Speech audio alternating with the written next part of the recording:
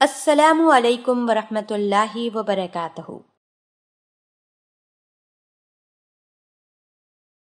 ناظرین، آج کا سوال کچھ یوں ہے کہ اگر کوئی عمل اسلامی ماہ کی پہلی تاریخ سے شروع کیا جائے اور وہ 21 یا 41 دن تک مکمل کرنا ہو تو کیا حیض کی حالت میں بھی عمل جاری رکھنا چاہیے یا نہیں رکھنا چاہیے؟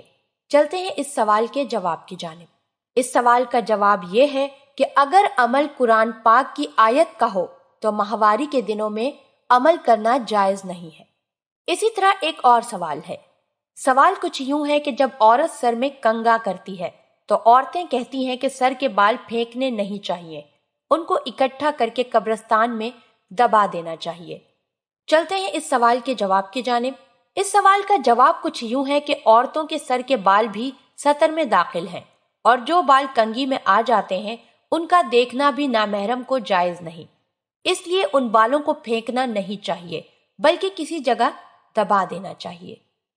چلتے ہیں ایک اور سوال کی جانب۔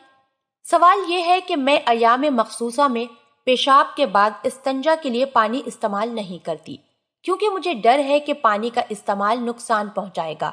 اس کے متعلق شرعی حکم کیا ہے؟ اس سوال کا جواب یہ ہے کہ پیشاب سے نظافت کے لیے پاک رومال، تولیہ یا کوئی بھی ایسی ٹھوس اور پاک چیز استعمال کی جا سکتی ہے جو نجاست کو زائل کر سکے، مثلا لکڑی، پتھر، مٹی کا ڈھیلا وغیرہ۔ ان اشیاء کو 3 یا اس سے زائد بار استعمال کیا جائے تاکہ نجاست زائل ہو جائے۔